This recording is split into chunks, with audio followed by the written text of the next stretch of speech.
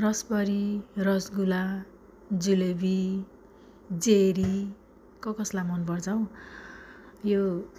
यसको नाम चाहिँ कसैलेलाई रसबरी पनि भन्दो रहेछन्, कसैले रसगुल्ला। म चाहिँ कहिले रसबरी पनि भन्छु, कहिले रसगुल्ला पनि भन्छु। त्यो जुलाबीलाई पनि कसैले जुलेबी, कसैले जेरी भन्दो रहेछन्। नाम 2-3 वटा भए पनि खानेकुरा चाहिँ एउटै हो नि त। अनि म चाहिँ यो रसगुल्ला जुलेबी पनि म बेला बेला घरमै बनाउने गर्छु। धेरैचोटि बनाएर खाइसकेको छु मैले। आफैले बनाएको मिठो पनि लाग्छ। अनि आज चाहिँ भिडियो पनि बनाउने जमर्को गरेँ क्या, किनभने यो रसगुल्लासँग मेरो छुट्टै कहानी छ क्या। कहानी चाहिँ यस्तो चाखलाग्दो छ नि। अब त्यो पुरै कहानी सुन्नको लागि चाहिँ भिडियो पनि तपाईँले पुरै हेर्नुपर्ने हुन्छ है। अनि अब त्यो भिडियो त्यो कहानी भन्नको लागि चाहिँ अब मेरो सानो बच्चा अवस्थाकोतिर जानुपर्ने हुन्छ होइन। म चाहिँ सानोमा अब स्कुल पढ्दाखेरि त्यो बेलामा चाहिँ अनि हाम्रो चाहिँ अब वर्षभरि अब पढाइ भयो, अनि इक्जाम हुन्छ, अनि त्यस पछाडि रिजल्ट आउँछ नि त। अनि रिजल्ट आएर पास भइसकेपछि चाहिँ हाम्रो बाबाले चाहिँ जहिले प्रत्येक वर्ष यही रसगुल्लाहरू, जुलेबीहरू, चक्लेटहरू यति धेरै धेरै ल्याइदिनुहुन्थ्यो क्या। अनि कति खान पाइन्थ्यो। अरू बेला पनि ल्याइ त दिनुहुन्थ्यो, तर अरू बेला चाहिँ ठिकठिकैले, बेला बेला मात्रै। तर त्यतिखेर चाहिँ पास भइसकेपछि चाहिँ यति धेरै धेरै ल्याइदिनुहुन्थ्यो। अनि यति मिठो लाग्थ्यो कि बच्चा बेलामा यो जुलेबी, यो के अरे रसगुल्ला यति धेरै मिठो लाग्थ्यो नि। मलाई चाहिँ यो चक्लेटहरू भन्दा पनि यो रसगुल्ला र जुलेबी चाहिँ यति धेरै मिठो लाग्थ्यो क्या। कति धेरै मिठो लाग्थ्यो, कति खान्थेँ म। अनि त्यस्तो हुन्थ्यो। अनि सानो बच्चा बेलामा चाहिँ अब पढेर ज्ञानी भइन्छ, ज्ञान आर्जन गरिन्छ भन्ने हिसाबले भन्दा पनि यही के अरे रसगुल्ला, जेरी,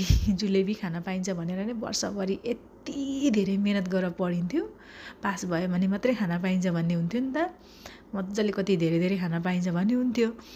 अनि यति धेरै मेहनत गरेर पढिन्थ्यो क्या सानो बच्चा बेलामा।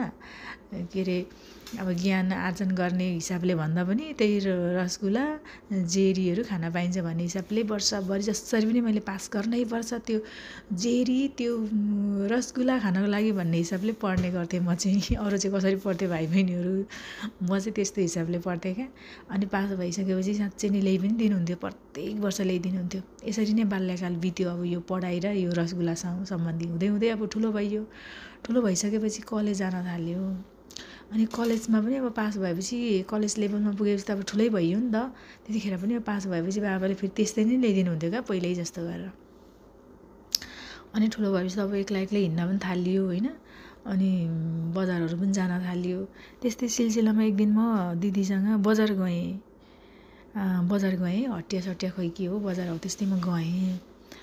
अनि त्यस पछाडि के किनमेलहरू थियो अब। अनि कपीहरू पनि के अब होइन, किताब कपी लुगाहरू अब त्यस्तै किनमेलको लागि दिदीसँग म पनि बजार गएँ। अनि त्यहाँदेखि त्यही बजारको एउटा यस्तै पसलहरू केमा दिदी चाहिँ यसो के किन्न थाल्नुभयो। म चाहिँ दिदीको पछाडि उभिएर यसो यताउति हेरेको। यही के अरे त्यहाँ सानो नजिकै यस्तै मिठाई सिठाईहरू बनाउने, जेरीहरू, यो रसगुल्लाहरू बनाउने पसल रहेछ। अनि त्यहाँनिर मलाई त एकदमै त्यो अब सानैदेखिको मिठो लागेर यो कसरी बनाउँछ होला, के लगाएर बनाइन्छ होला भन्ने एकदमै त्यो जान्ने उत्सुकता थियो नि त। अनि त्यहाँ देखेँ, अनि देखेर हेरिरहेँ क्या कसरी बनाउँदो रहेछ भनेर। अब अहिलेको जस्तो यो युट्युबको जमाना, फोनहरूको जमाना थिएन नि त त्यति बेला होइन। अहिले त युट्युबमा यसो खोज्ने बित्तिकै जे पनि देखिन्छ, भेटिन्छ होइन। कति सजिलो छ। अब त्यतिखेर त्यस्तो थिएन। अनि त्यहाँदेखि मैले चाहिँ यसो गरेर हेरिरहेँ क्या कसरी बनाउँदो रहेछ भनेर। त्यो अब यस्तो चक्लेटहरू, यो जुलेबीहरू भयो, यो पकौडा सकौडा, प्याजी, चटपटेसहरू त विशेष गरेर त हाम्रै भैया दाजुभाइहरूले नै बनाउनुहुन्छ नि त। उहाँहरूले बनाउने हुन्छ, मिठो पनि बनाउनुहुन्छ कि। अब उहाँहरूको जस्तै गरेर हामीले घरमा बनाउँदा फेरि उहाँहरूको जस्तो मिठो हुँदैन है। उहाँहरूले के लाउनुहुन्छ यति धेरै मिठो बनाउनुहुन्छ होइन। अनि त्यहाँ पनि त्यस्तै भैया दाजुभाइहरू नै हुनुहुन्थ्यो, 2-4जना बनाउँदै हुनुहुन्थ्यो कि। अनि यसो हेरिरहेको त्यो भैया दाजुभाइले त के गर्नुभयो भने गर्मीको समयमा थियो, सेतो सेन्डुभेस्ट लगाएको थियो, यता के अरे अनि लामो कोठे परेको लुङ्गी लगाएको थियो। अनि के भन्छ काखीको भुत्ला यति लामो लामो अनि त्यो जुलेबीको यो रसगुल्लाको लागि त अब त्यो दुधहरू फटाएर अनि त्यसलाई यस्तो छोक्रा बनाएर त्यसलाई मजाले हातले यसरी मिच्नु पर्दो रहेछ नि त। अब त्यसै गरिरहेको थियो क्या। अनि त्यसो गरेर चाहिँ त्यसो गरिरहेको छ हातले, घरि यता पछाडितिर यसो कोट्याउँछ, घरि अगाडितिर कन्याउँछ। म त अनि त्यो काखीको यति लामो लामो भुत्ला अनि मुखभरि पान कोचेको रहेछ, त्यो पान खाँदै त्यहीँनिर पिच्चा पिच्चा थुक्छ। हे भगवान्, त्यस्तो देखेर त म त त्यो दृश्य देखेर मैले त सानो बच्चादेखिको खाएको त्यो रसगुल्लाहरू त्यो जुलेबीहरू सबै ओकाल्न मन लाग्यो के। मेरो पेटमा अझै छ होला बाँकी रहेको, म त उकाल्छु उकाल्छु भोमिट गरौँ गरौँ जस्तो भयो त्यस्तो देखेर क्या।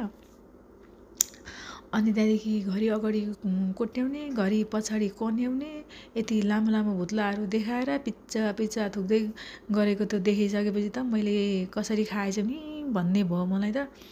त्यहाँ त्यही दिनदेखिको अनि मैले यो के भन्छ बाहिरतिर म त्यति किनेर खाँदिनँ। अब खानै पऱ्यो भने पनि यसो हेरेर पसल अलिक हुन्छ नि, सफा सुग्घर गरेको, त्यो बनाउनेहरूले पनि होइन लुगाहरू पुरै पुरा बाउला लगाएर अलिकति सफा गरेर हेर्दैखेरि चाल पाइन्छ नि त। त्यस्तरी बनाएकोहरूमा चाहिँ देखेँ भने म किनेर पनि खान्छु, होइन भने चाहिँ त्यहाँदेखि चाहिँ म घरमै बनाउन थालेँ क्या। अनि के सामान चाहिँदो रहेछ अब घरमा बनाउनुको लागि त अब थाहा पाउनु पऱ्यो नि त। यसो थाहा पाएको त सामान पनि केही नै नचाहिने रहेछ क्या। त्यो दुध भयो भने दुध, चिनी, त्यही सुकुमेलहरू यस्तै यस्तै भयो भने भइहाल्यो। त्यो सबै सामान आफ्नो घरमै भइहाल्थ्यो। त्यहीँदेखिको अनि मैले यो खान मन लाग्यो भनेदेखि म घरमै बनाएर खाने गर्छु क्या। यो रसबरीहरू, रसगुल्लाहरू यिनीहरू विशेष गरेर केही सामानै चाहिँदैन नि त। अनि मेरो त्यही भएर यो रसगुल्लासँग यस्तो कहानी, छुट्टै कहानी छ।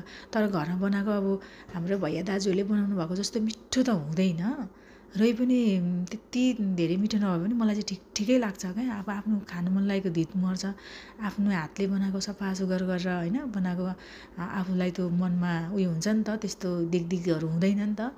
अनि म चाहिँ त्यसरी बनाएर खाने गर्छु। मेरो यो आजको भिडियोमा सुरुमा दुधलाई उमालेर अनि कागती लगाएर फटाएको भिडियो चाहिँ मैले बनाउन पाइनँ, सरी। तपाईँहरूलाई कस्तो लाग्यो त मेरो र रसगुल्लाको कहानी? अवश्य मन पर्यो होला। बाई बाई, फेरि अर्को भिडियोमा भेटौँला।